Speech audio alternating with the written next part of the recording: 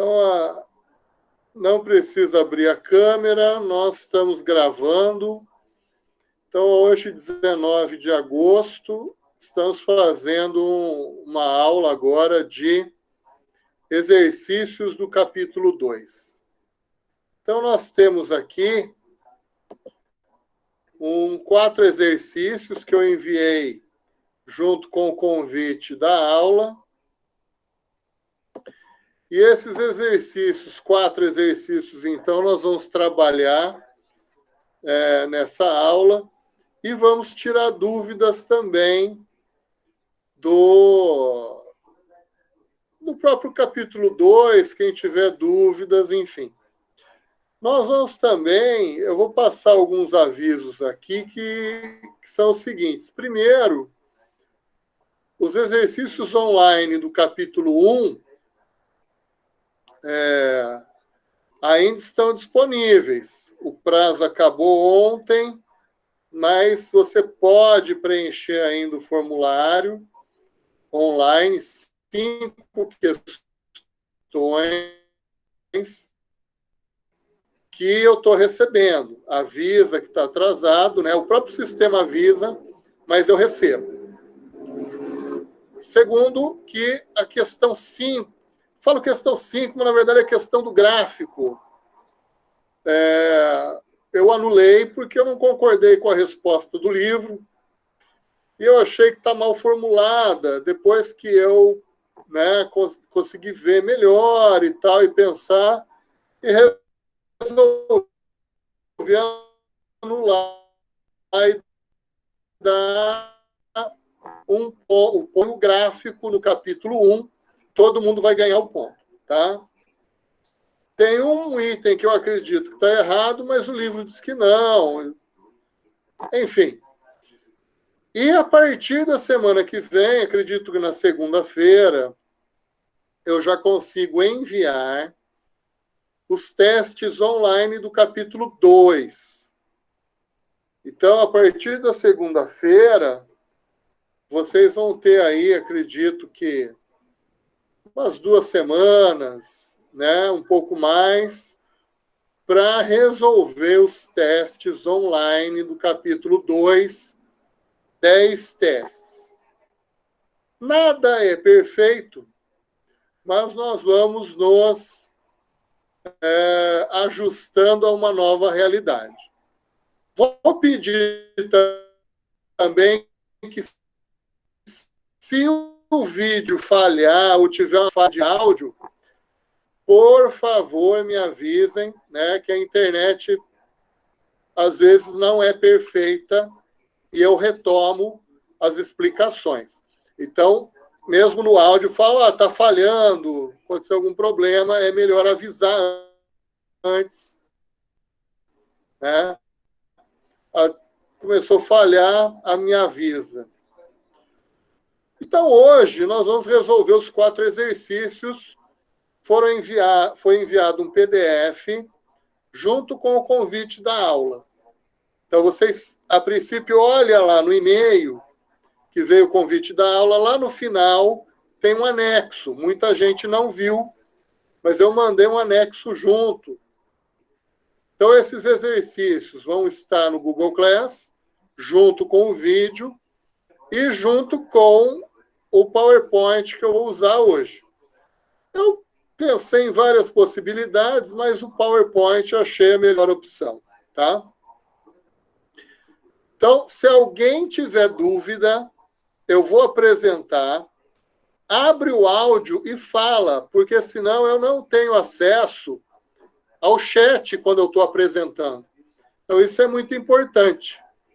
Então, eu vou apresentar, vou compartilhar o PowerPoint, vou apresentar, e se você não falar, eu não vou saber qual que é a dúvida. Então, não adianta escrever no chat que eu não vou estar lendo. Eu só vejo os slides. Quando eu compartilho, eu só consigo ver os slides. Tá? Então, vou permitir aqui a participação do pessoal de fora. Já entrou. Então, eu vou iniciar, então, Está gravando e eu vou iniciar o compartilhamento da tela. Tá? Vamos lá, então. Eu vou abrir o PowerPoint.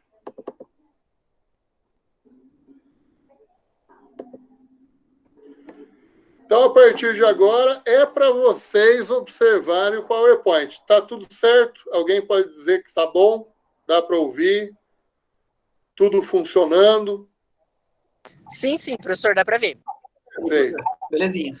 Então, vamos lá. Se falhar, vocês me avisam, tá? O áudio ou a imagem. Então, nós temos aqui, eu preparei 4 exercícios, eu modifiquei os exercícios que o livro colocou, tá? Modifiquei um pouco. Nós temos no exercício 1 uma função de demanda. Então, inicialmente, vamos observar que é uma equação. Essa equação, quantidade demandada por X, normalmente é uma quantidade em toneladas, unidades, bilhões de litros, uma quantidade, tá? Essa análise aqui é para fixação do conteúdo do capítulo. Depois do capítulo 3, eu vou passar algumas estimativas das funções de oferta e demanda. Estimativas empíricas.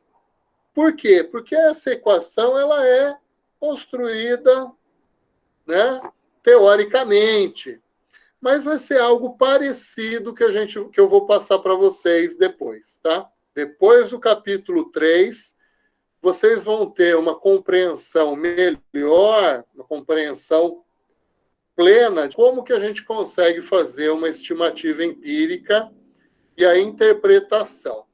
Então, a princípio, vamos nos concentrar nessa equação, que é uma equação, né, teórica.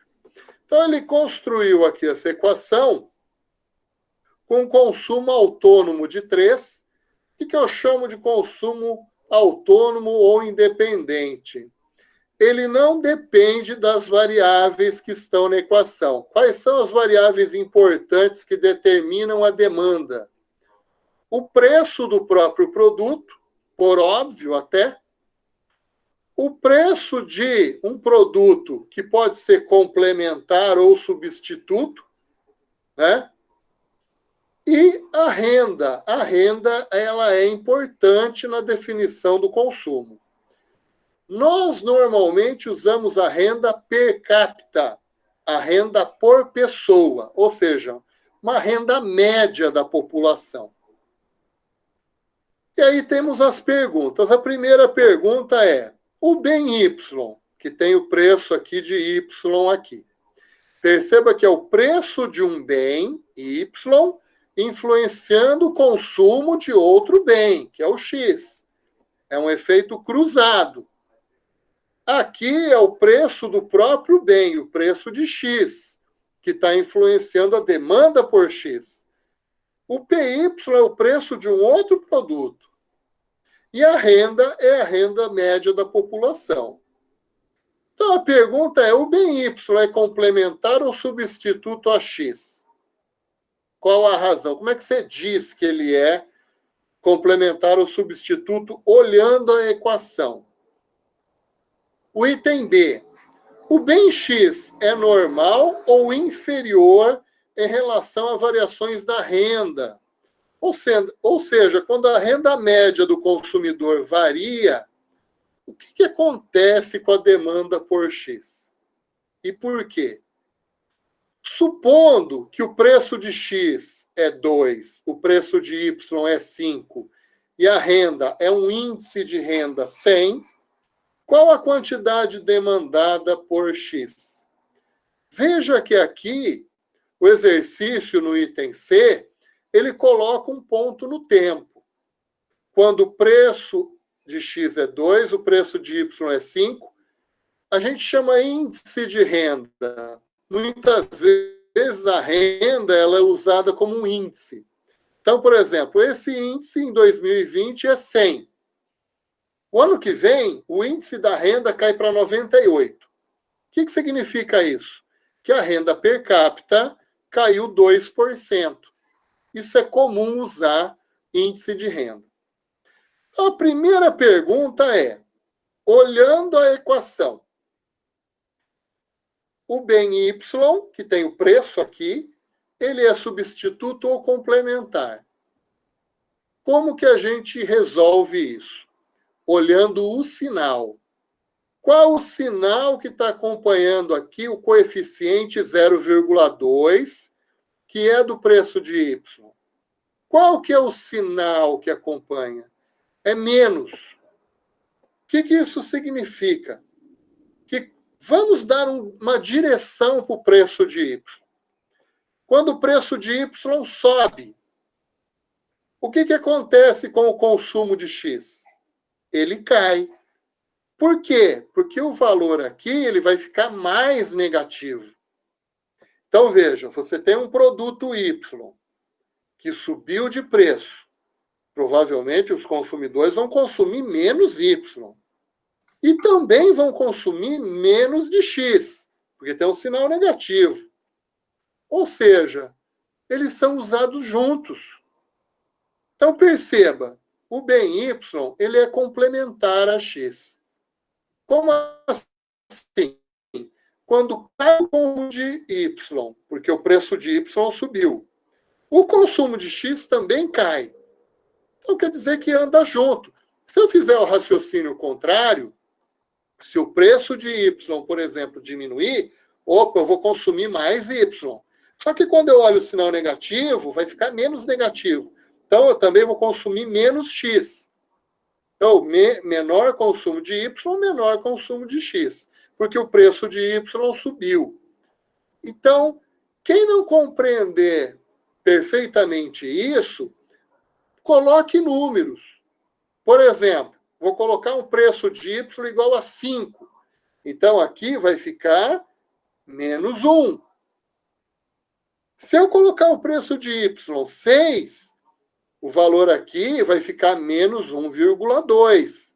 Ou seja, vai abater um valor maior na demanda por X. Vai diminuir a demanda por X.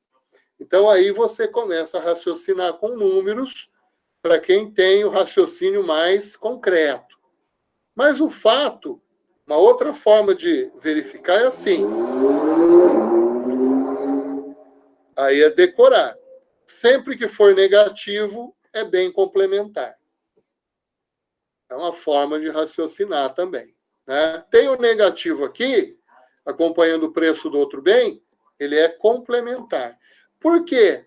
Porque ele tem o mesmo sinal que acompanha o PX, que é do próprio bem. Então, sinais iguais, produtos complementares. Quando eu olho a renda, qual é o sinal que está acompanhando a renda? Então, eu tenho um coeficiente 0,01 e tenho um positivo na frente.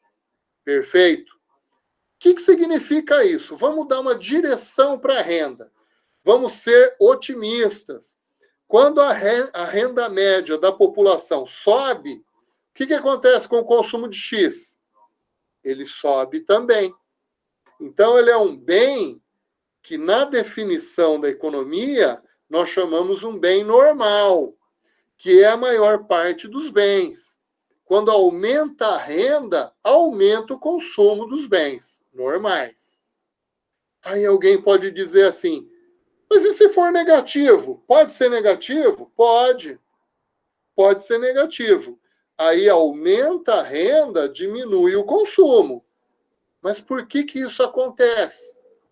Provavelmente, quando as pessoas se tornaram mais ricas, na média, elas substituíram esse produto por outro. Então, ele é um bem inferior. Aumenta a renda, diminui o consumo, porque ele vai ser substituído. Normalmente, quando existe uma saturação do consumo, são bens tradicionais, ou são bens que, como eu tenho uma renda mais baixa, eu sou obrigado a consumir. Então, passagem de ônibus, aluguel, pão francês, arroz, feijão.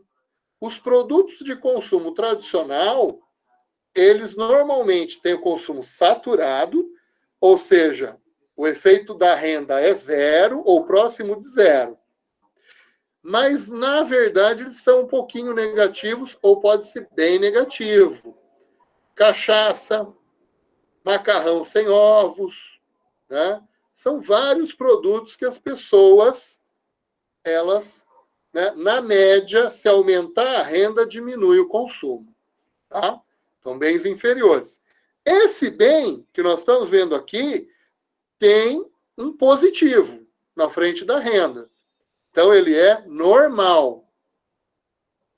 Se um bem tiver um efeito renda muito forte, aí não é só o sinal positivo, mas tem um coeficiente alto aqui, nós chamamos bem de luxo.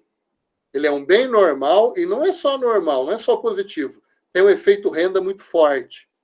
Então, são bens, por exemplo, duráveis. Móveis, automóveis, eletroeletrônicos, recreação e cultura. Então, são bens e serviços de luxo. E a terceira pergunta, o item C, ele coloca um ponto no tempo onde o preço de X é igual a 2, o preço de Y é igual a 5 e a renda é igual a 100. Então, perceba, como que eu resolvo esse problema?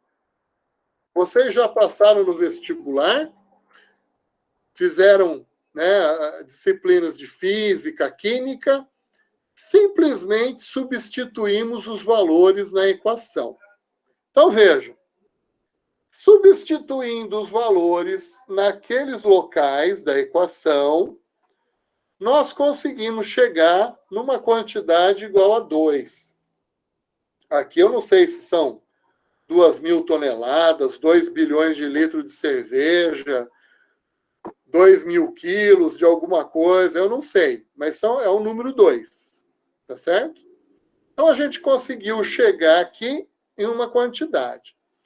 Para que serve uma função de demanda, por exemplo? Ela serve para fazer previsões em relação ao futuro. Então, por exemplo, vamos supor que esse preço do produto complementar, né, na vida real, tem muitos bens complementares. Software e hardware, né? Os automóveis e combustível. Você tem vários bens complementares. Pão com manteiga. O que acontece se o preço do bem complementar aumentar, por exemplo, de 5 para 6?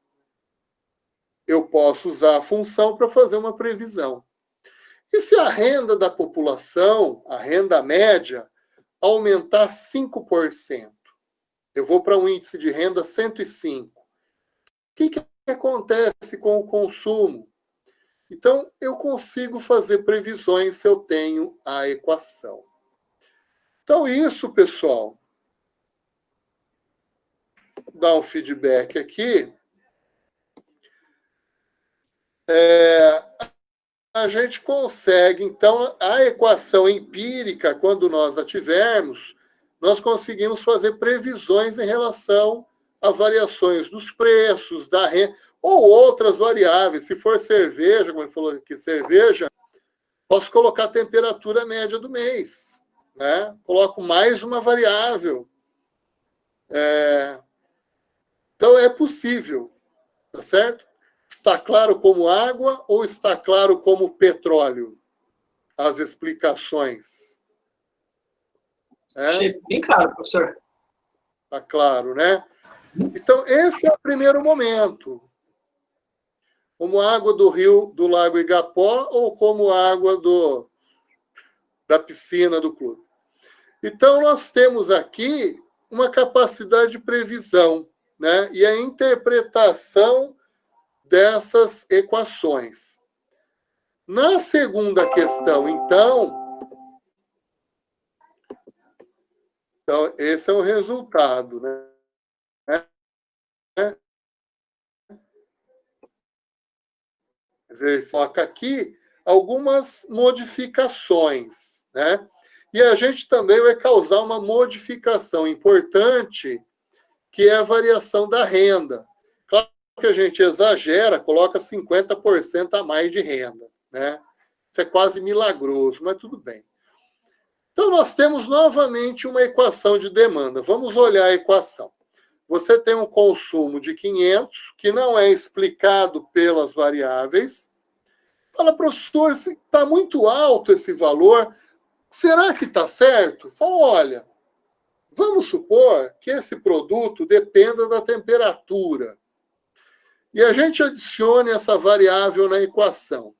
O que provavelmente vai acontecer? Se eu colocar mais variáveis explicativas da demanda, esse valor de 500 ele vai diminuindo. Vai para 400, 250. Por quê? Porque uma parte dele vai ser explicado, uma parte desse consumo autônomo ou independente, se eu colocar mais uma equação, esse consumo vai ser explicado por outras variáveis. Se esse consumo autônomo ou independente é muito alto, normalmente significa que tem alguma variável importante que não está na equação, tá? Então, quando a gente tem essa estimativa, vamos olhar aqui. Tem um negativo, então, quando o preço do bem sobe, cai a demanda, que é o nosso comportamento do dia a dia. O preço de Y, veja, tem um positivo agora. Então, quando o preço de Y sobe, a demanda por X aumenta. Espera aí, mas se o preço de Y está subindo e estou diminuindo o consumo de Y, aumenta o consumo de X. Então, veja que é uma situação que eles estão sendo trocados.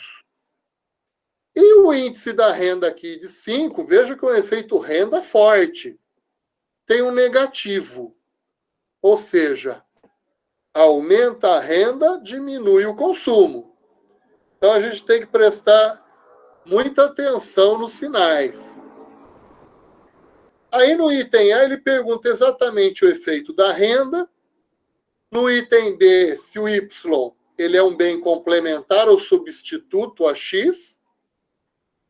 No item C, ele coloca um ponto no tempo para a gente calcular a demanda. E no item D, ele imagina o seguinte, e se a renda aumentar? Né? Veja que 50% é ser muito otimista, né? É China, em 6 anos cresce 50%. Né? Então, vamos para a primeira questão. Então, nós temos a nossa equação e queremos saber qual é o efeito da renda, como classificar esse bem. Então, esse bem, ele tem um negativo na frente da renda, na equação. Então, é menos 5R. A renda sobe, diminui o consumo. Tudo bem. É um bem chamado bem inferior.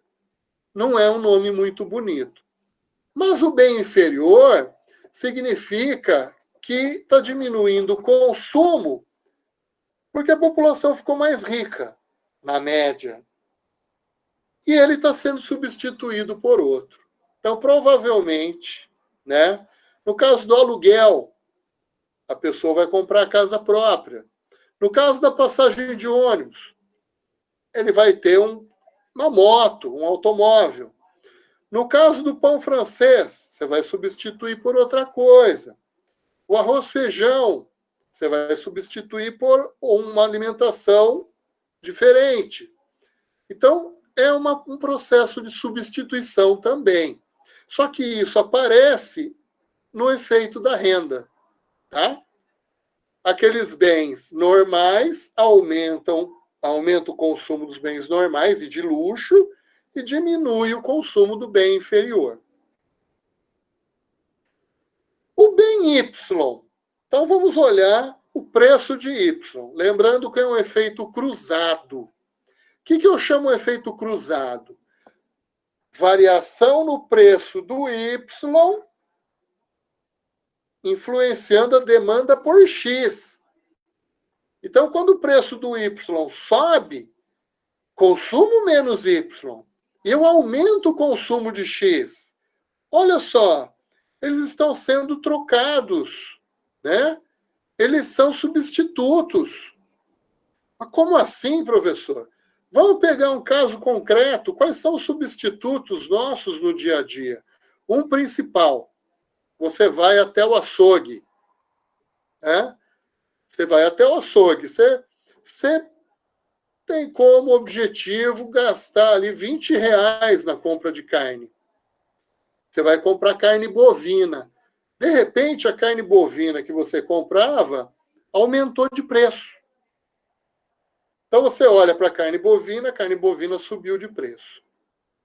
Você vai diminuir o consumo de carne bovina. E o que você vai comprar? A carne de frango. Né? Então, você está fazendo uma substituição. Por isso que é um processo de troca por efeito do preço do outro bem influenciando o consumo, né? Influência sobre o consumo da carne de frango, mas por quê? A carne de frango, o preço é o mesmo, tá? Mas a carne bovina mudou o preço, né? E isso acontece todo dia. Quando você vai comprar, por exemplo, no supermercado, normalmente você tem uma ideia geral da sua compra. Por exemplo, eu vou comprar frutas. E você vai comprar a fruta da estação, você vai comprar a fruta mais barata. Se subir o preço da maçã, de repente eu posso comprar pera. Se subiu o preço de um produto, eu vou comprar o outro. Você faz esses ajustes sem pensar muito, mas são bens substitutos que você está fazendo. Às vezes, você não tem muita opção quando são bens complementares, né? Então, eu estou usando o meu automóvel. De repente, eu cheguei no posto de gasolina, subiu o preço do álcool. Eles são consumidos juntos, eu não tenho muita opção, né? Quando são complementares. Mas quando é substituto, eu posso fazer essa troca, que é o que está acontecendo aqui. Né? O professor, então, quando você vai analisar a fórmula e tem por exemplo, x negativo e y positivo, quer dizer que quando diminui x, aumenta o consumo de y. É tipo isso? Isso. É o efeito cruzado. Tá. Claro que o preço... Pode falar. E quando a renda é negativa? Eu não entendi, porque você disse que aumenta a renda e diminui o consumo. Eu não entendi essa relação. Porque no caso é menos 5. E esse menos quer dizer o quê? Vamos colocar um valor. Então, vamos colocar um índice de renda 100. Tá? Se eu colocar aqui 100, vamos supor 100, vou ter menos 500 aqui. Sim, correto. Ele praticamente não, ele vai anular aquele consumo autônomo. Então, se eu pegar o menos 500 e esse 500 inicial, ele já zera. Tá certo? Sim. Vamos pensar o seguinte, e se a renda do consumidor aumentar? Vamos colocar 110. Vai dar menos 550. Quer dizer, ele vai não só zerar, mas vai ficar negativo aqui. Ele vai ter que ser compensado por outros valores. Ah, então no caso... Então, imagina... Ah, tá, pode falar, professor, pode falar. A renda está aumentando, conforme eu vou colocando a renda aqui, 100, 101, 102, 103... esse valor aqui, ele vai ficando mais e mais negativo. Então, eu estou diminuindo o consumo de X. Tá? É o pão francês. É que a gente nunca raciocinou muito nesse sentido. Mas, por exemplo, vou te dar um exemplo. Vamos fazer um caso drástico aqui. Tá? Um caso drástico. Hoje, eu ganho na quina. Acertei a quina. Né? E não doeu. Então, acertei a loteria. Você ganhou R$1 milhão. Fala, nossa, R$1 milhão. Tá? Quem mais rico? Você, como consumidor. Você vai comer 2 quilos de arroz por dia? Não. Pelo amor de Deus. O contrário. Eu vou deixar de comer arroz. Eu vou querer comer alguma coisa diferente. Eu como arroz todo dia. Vou diminuir um pouco o consumo de arroz. Então, ele é um bem inferior. Se as pessoas ficam mais ricas, eu vou diminuir o consumo de vários produtos. Então, veja, é um caso drástico. Você pode ter 10 automóveis? Posso. Se eu ganhar 5 milhões de reais na loteria, eu posso ter 5 automóveis. Automóvel é bem de luxo. Aumenta a renda, aumenta o consumo. Então, o sinal aqui é positivo. E é muito forte o coeficiente. Então, veja, aqui, nesse caso, o negativo significa aquele bem que vai ser trocado. No caso, eu não vou comer arroz, feijão mais, eu vou comer outra coisa. Eu vou pegar ônibus, se eu tenho 5 milhões de reais na conta, eu vou pegar ônibus? Não, eu vou ter meu carro. Né? Eu vou morar de aluguel? Não. Então, se você tomar esse raciocínio, lógico, é um caso drástico, mas tomando a população como um todo, o aumento da renda média ao longo dos anos vai fazer com que esses bens inferiores diminuam o consumo. Por isso que tem um negativo.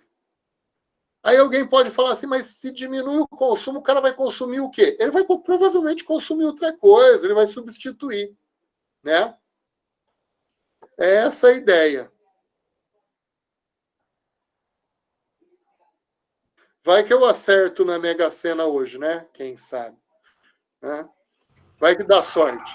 Então, o bem considerado de luxo é aquele que, devido ao aumento da renda, ele começa a ter uma maior demanda, no caso. Isso. E não só mais demanda, ele é muito demandado.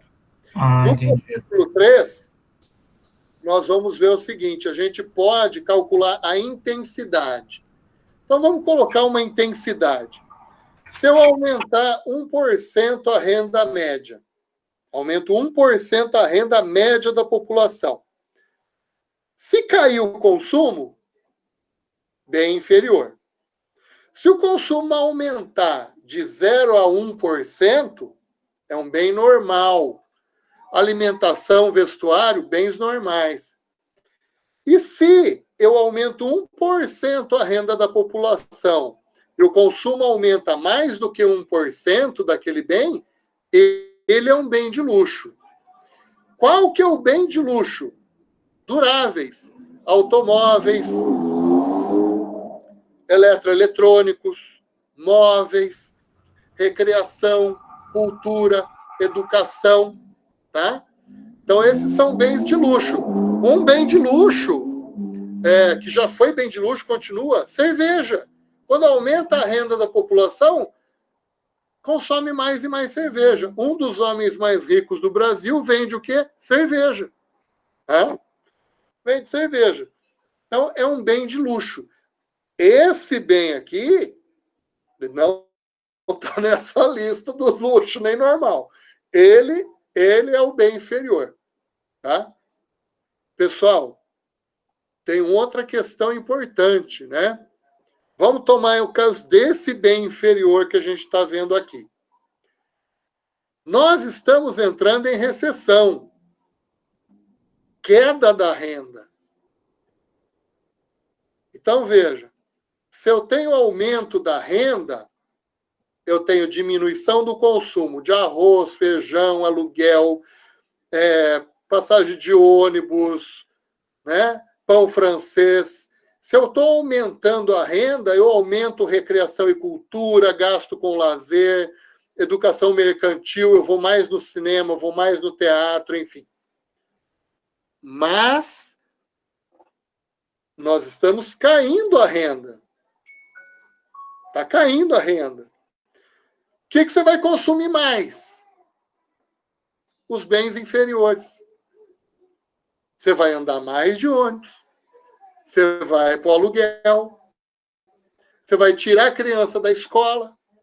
Você vai diminuir as idas ao cinema, ao teatro, diminuir o consumo de cultura, de lazer, né? E você vai comprar mais e mais bens inferiores. Então, quando cai a renda, que é o caso atual, tudo que eu falei para o aumento de renda vai acontecer o contrário. Tá?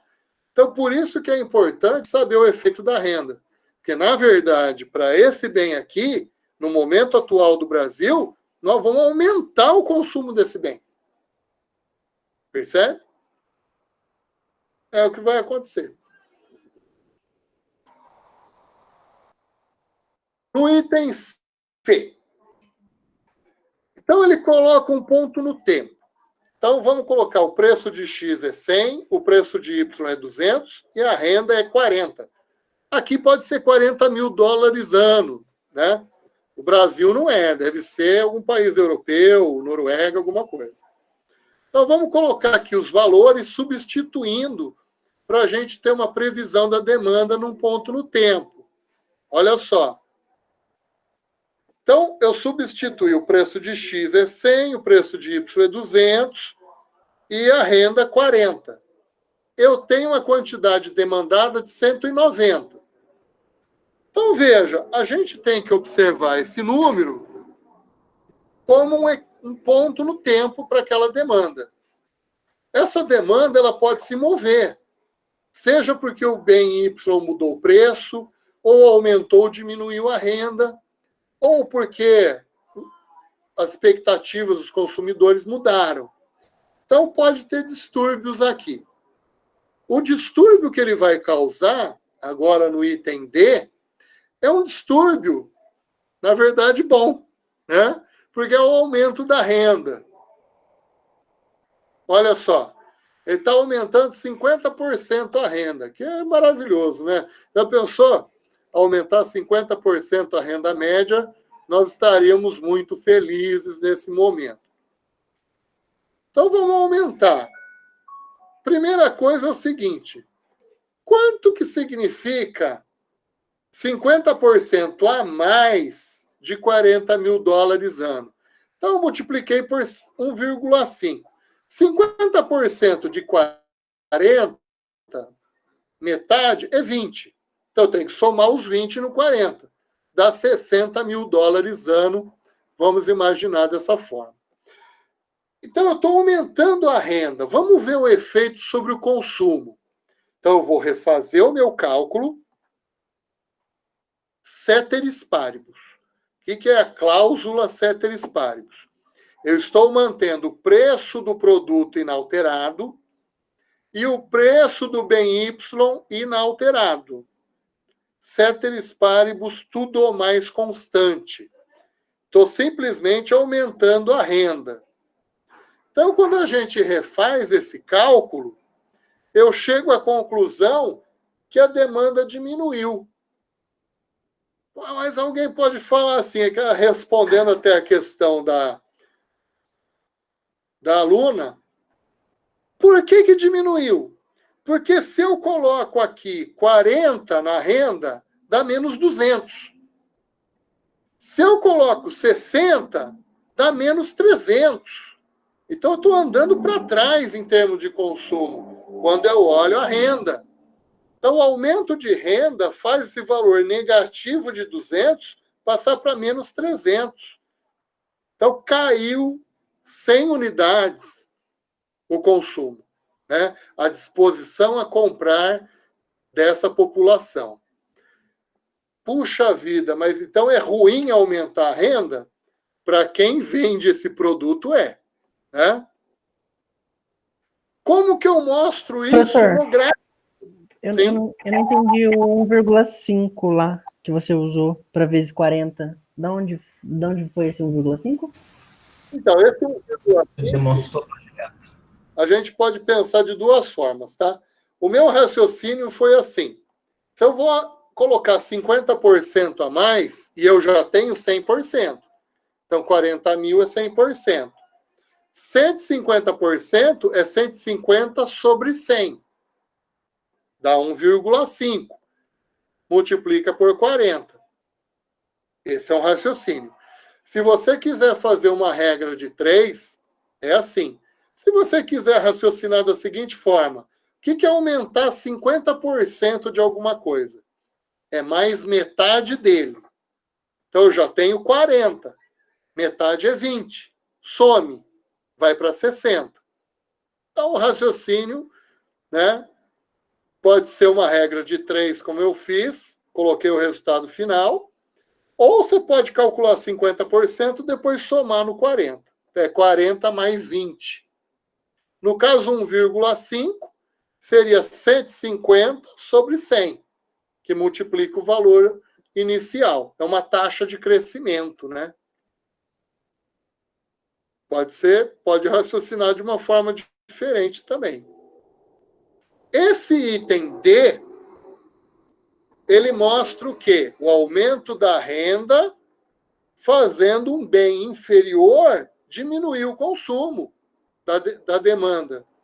Como que eu mostro isso no gráfico? Eu tenho a demanda original, que eu chamei D0, aumentou a renda. Opa! Então a demanda vai para a esquerda.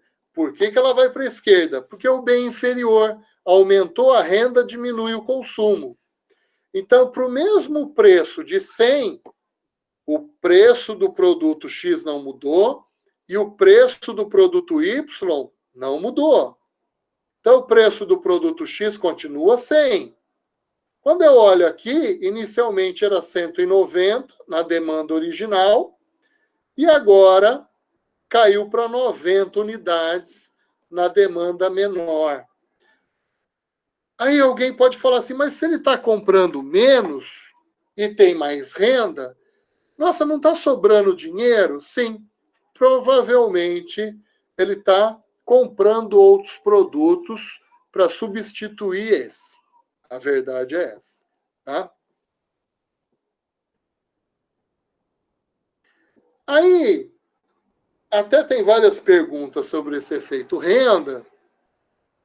Como que eu mostro que esse efeito renda pode ser para uma mesma população, né?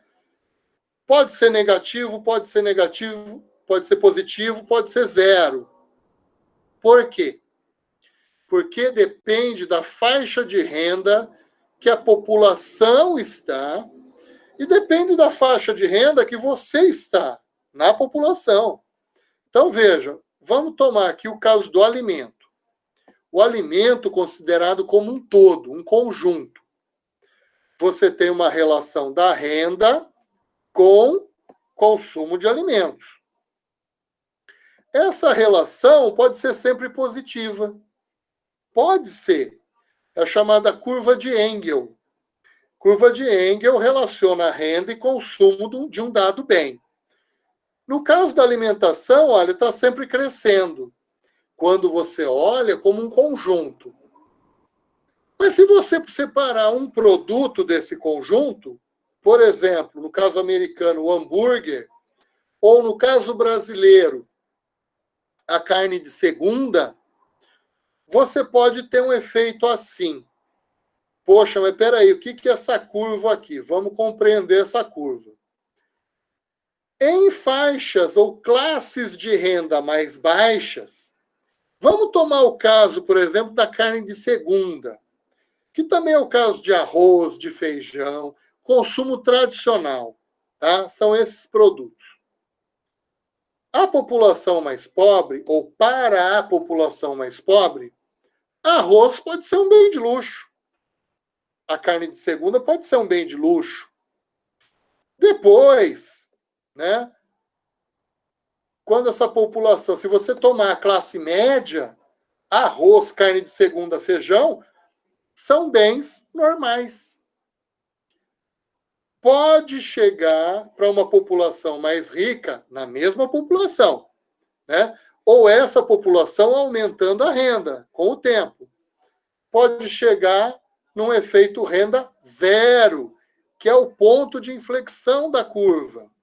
Pode acontecer. Que é o caso do arroz-feijão hoje. Ou é zero ou é um pouquinho negativo para a média da população. E se você olhar as classes mais ricas, mesmo na nossa população hoje, vamos tomar assim, 5% das famílias mais ricas. Você acha que arroz, feijão é um bem normal? Provavelmente não. É um bem inferior, tá? E para a população brasileira como um todo, ao longo de 20, 30 anos, se a nossa renda for subindo, o arroz, feijão, eles vão se tornar bens cada vez mais inferiores, né? Então, nós temos aqui a curva de Engel com uma situação de inflexão. Nesse pontinho da inflexão, O efeito renda é zero. Para baixo, ele é um bem normal. E para cima, classes de renda mais altas, o bem ele é inferior. O fato é que, vamos dar exemplos. Carne bovina de primeira. A carne bovina de primeira sempre cresce o consumo com a renda. Não tem um ponto de inflexão. É por isso que a exportação de carne bovina ela é muito importante. Mesmo os países mais ricos, renda per capita mais alta, eles consomem muita carne bovina. Né? Agora, se você tomar normalmente os bens de consumo tradicional nos países, vamos tomar, por exemplo, batata. Se batata é a base da alimentação de um povo, a batata é um bem inferior. Então, veja, já vai ter uma curva desse tipo e provavelmente é um bem inferior para a população como um todo. Se você tomar naquela população as classes mais baixas, provavelmente batata é um bem normal. Né? Se aumentar a renda da população mais pobre, vai consumir mais batata. Já a classe mais rica, não, vai substituir a batata por outro produto. Né? É o que eu digo. Se você ganhar na loteria, você pode ter 30 automóveis? Pode. Né? Você vai consumir 30 quilos de arroz por dia? Não vai. Então, as características dos produtos vão determinar, né? E os hábitos da população vão determinar essas curvas para cada produto. Né? Tem um barulho na rua. Exercício 3. Então, deixa eu dar um feedback. O povo aqui. Vamos ver se eu estou conectado também. O povo não está dormindo, né? Tranquilo, usa bastante, claro, como água no petróleo, tal. Perfeito até aqui. Qual que é o próximo passo? O próximo passo é colocar a demanda e a oferta juntas para ter o equilíbrio. Esse equilíbrio ele ocorre pelas forças de oferta e demanda.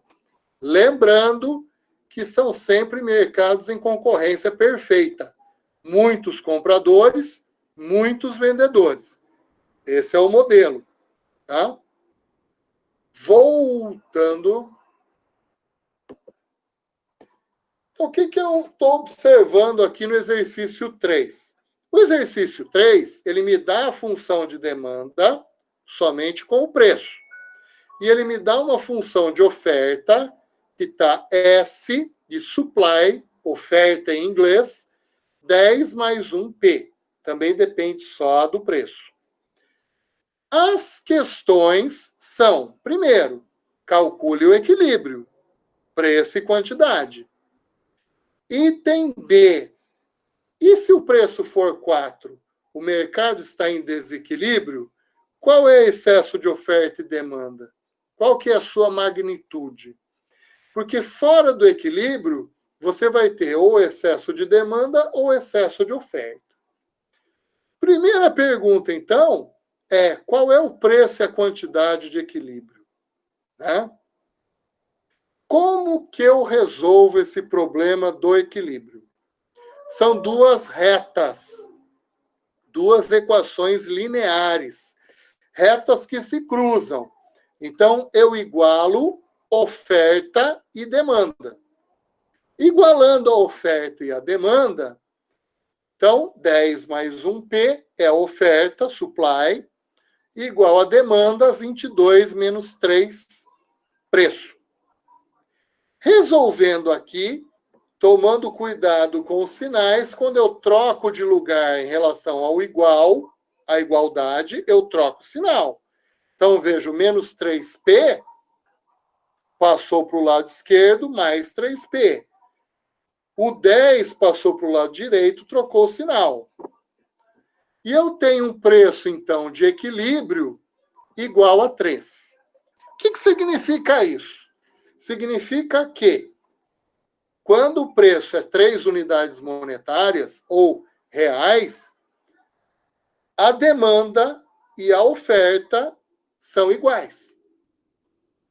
Ou seja, para eu conseguir a quantidade, eu posso substituir na oferta ou na demanda. Tanto faz. Aqui eu optei por substituir na oferta.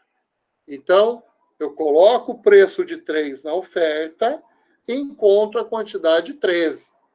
Na verdade, dá para fazer até mentalmente o cálculo. Olha, demanda 22 menos 3 vezes 3. Dá 9, então 22 menos 9, 13. 10 mais 3, 13. Tem que ser igual. Esse é o equilíbrio. Então, o preço 3, quantidade 13, você tem um equilíbrio de mercado. Então, é o que nós temos. Opa, mas o preço é 4. Por que o preço é 4? Pode ser que a demanda se moveu rapidamente, a oferta não percebeu. Pode ser que a oferta se moveu, a gente não sabe a origem do distúrbio. Mas a gente sabe que o preço vigente é 4 naquele momento. Como que eu calculo a oferta e a demanda? Simplesmente substituindo. Então, eu vou substituir o preço de 4 na oferta, que me dá 14 unidades, e na demanda, que me dá 10 unidades. Aí alguém olhou e falou, não, peraí, então existe um descompasso aqui. Você tem uma oferta de 14 e uma demanda de 10. Peraí, isso aí não vai dar certo. E não vai dar mesmo. Você vai ter um excesso de oferta. Espera um pouco, então. Como que eu visualizo no mundo real uma situação como essa, onde existe excesso de oferta? Eu digo a você que todos os dias, quando a gente vai pelo centro da cidade, no shopping ou no supermercado, a gente consegue perceber o excesso de oferta. Por quê? Porque você tem a promoção. O que é a promoção? Se você tem excesso de oferta e você tem estoques indesejados, porque você não consegue vender tudo, você olha no fundo da loja ou no fundo do supermercado, tem excesso de produto. Esse é o excesso de oferta. Então, quando você tem essa situação, você vê promoção. Leve 2, pague 1. Promoção de preço, promoção em quantidades, todo tipo de promoção.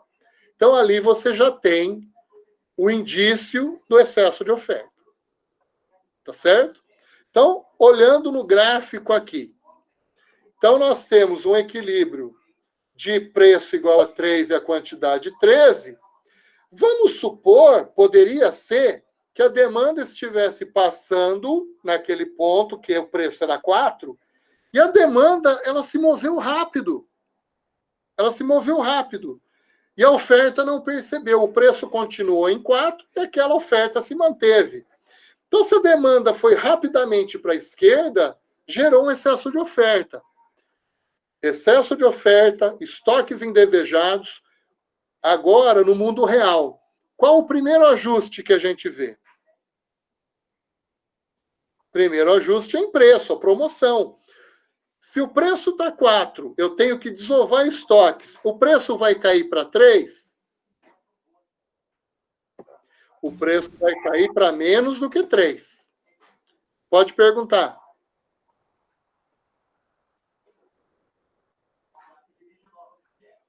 Dúvidas? Falhas? Acho que não, professor. Então, o que vai acontecer? O preço vai cair para menos do que 3. Então, vamos pensar que é uma promoção de iogurte. Estou pensando nisso agora. Iogurte vai vencer, né? Está lá na padaria, no supermercado, iogurte vai vencer, eu estou com estoque lá, eu faço uma promoção. Eu faço uma promoção leve 2, pague 1. Né? 50% de desconto. Por quê? Porque eu tenho que desovar os estoques. Ao mesmo tempo, eu vou telefonar para a fábrica ou para o meu vendedor dizendo que eu quero uma quantidade menor.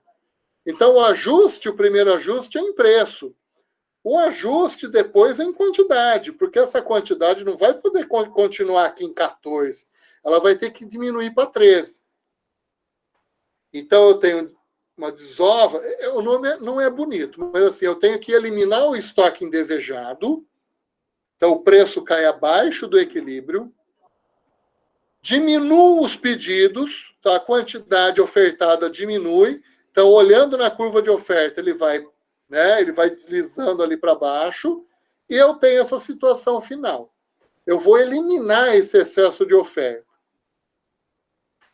Pode acontecer da demanda, por exemplo, ir rapidamente para a direita. Aí eu posso ter excesso de demanda, que é uma outra situação.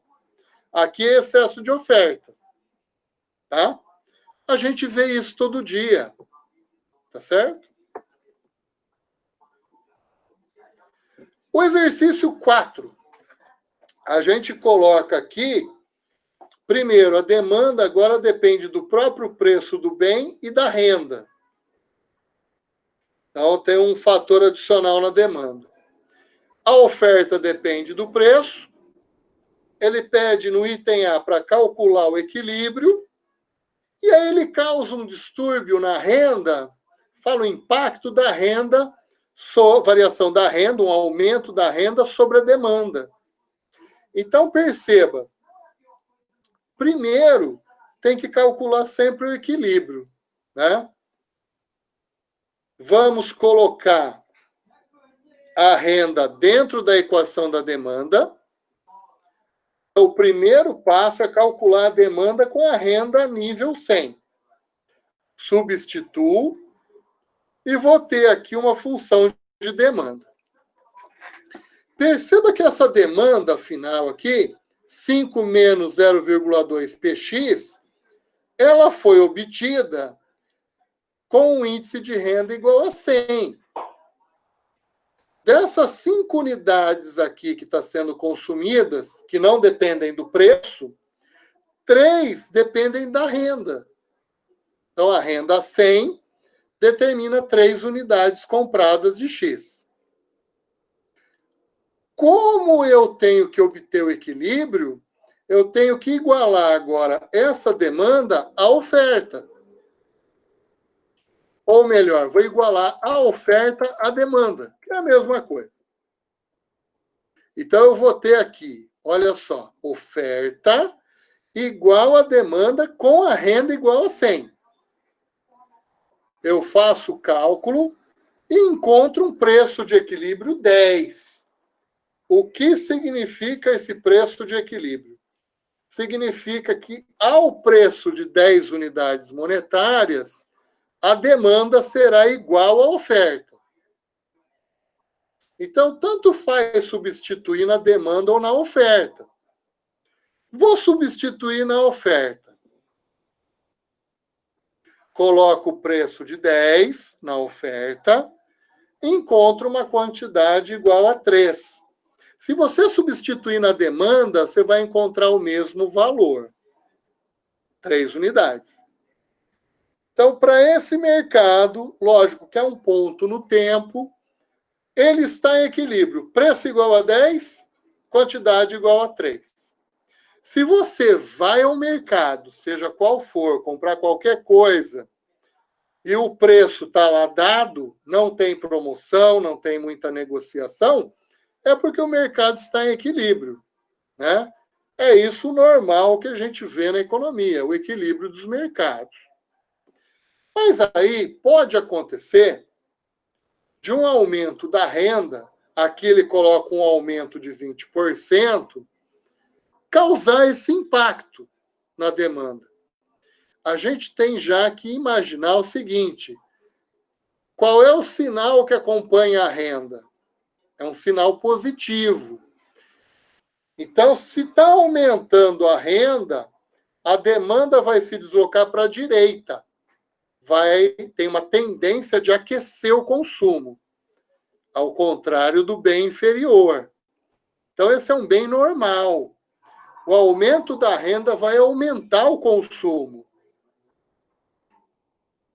Então, aqui, novamente, como é que eu coloco 20% a mais na renda?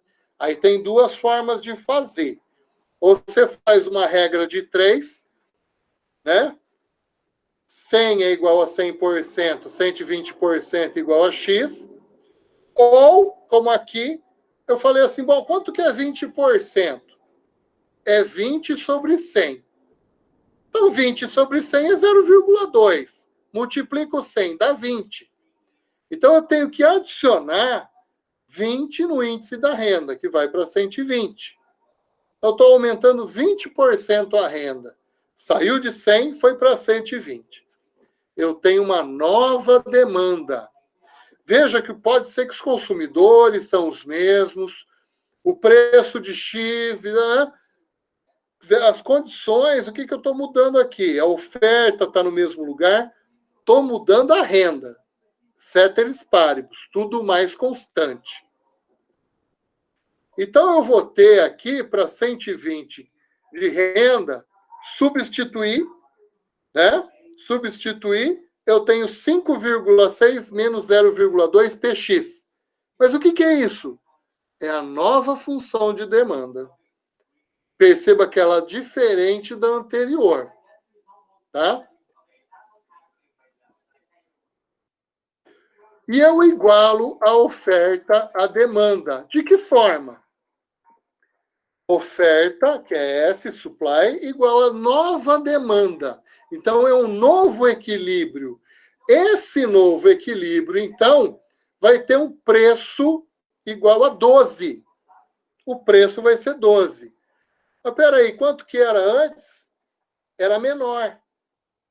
E a quantidade que eu estou substituindo na oferta, opa, foi muito, é 3,2. Então, o que aconteceu de fato? O equilíbrio, novo equilíbrio, aumentou o preço de 10 para 12 e aumentou a quantidade de equilíbrio de 3 para 3,2. Como que eu mostro isso no gráfico para a compreensão melhorar? É dessa forma. É um bem normal. Então, veja o equilíbrio inicial, preço 10, quantidade 3. O efeito da renda sobre o bem normal é esse deslocamento da demanda. Então, nós vamos para um preço de 12 e uma quantidade de 3,2.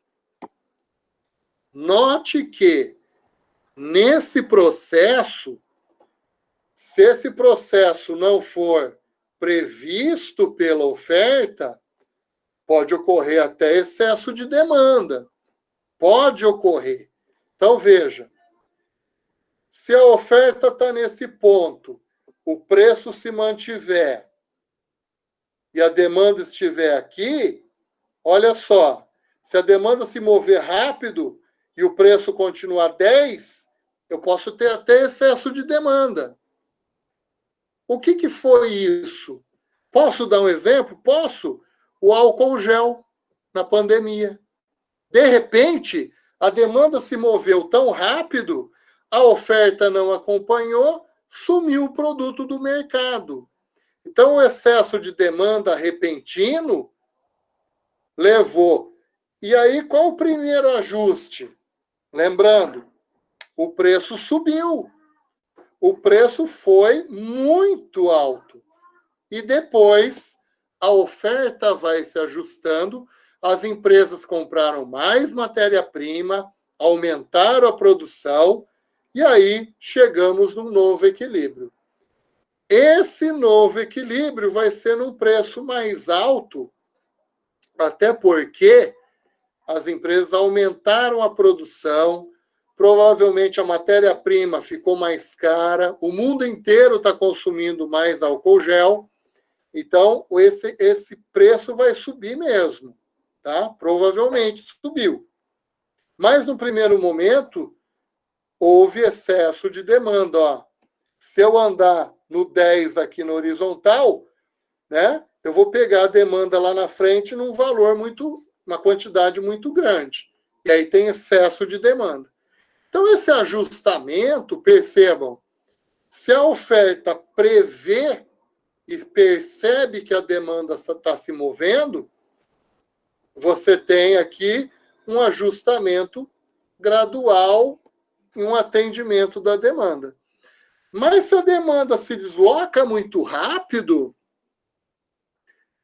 pode ocorrer no curtíssimo prazo, no curto prazo, excesso de demanda.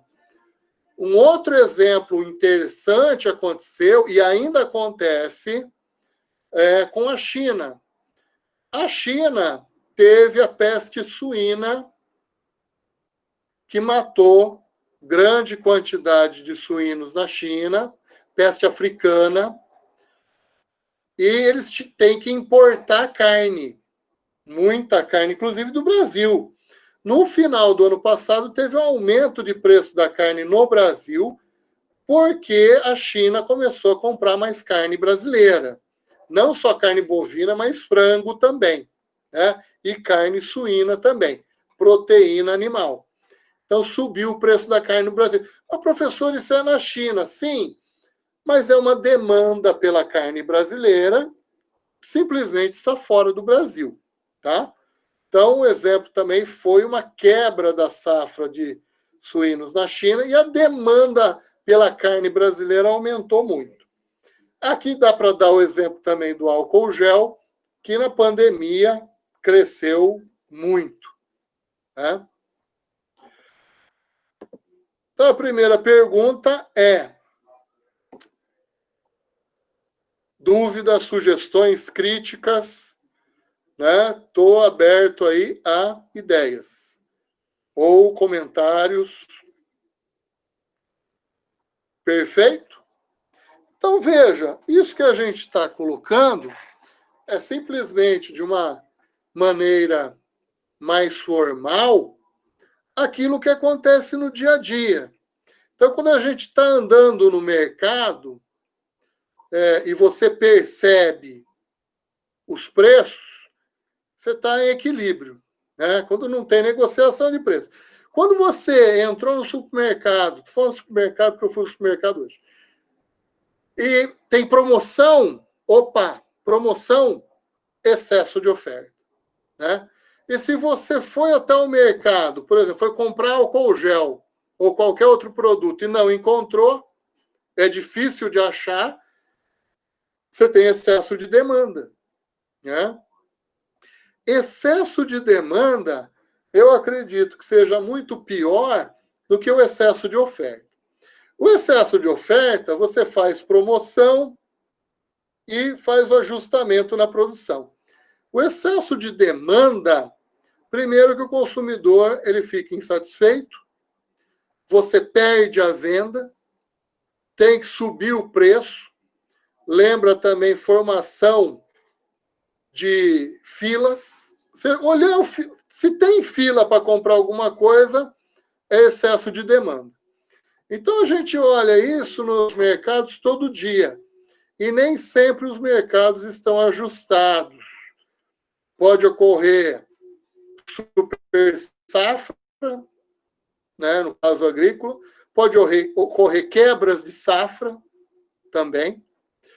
E sazonalidades. As sazonalidades no consumo de sorvete, de cerveja. Até mesmo existe sazonalidade no consumo de bens duráveis. Final do ano, não é?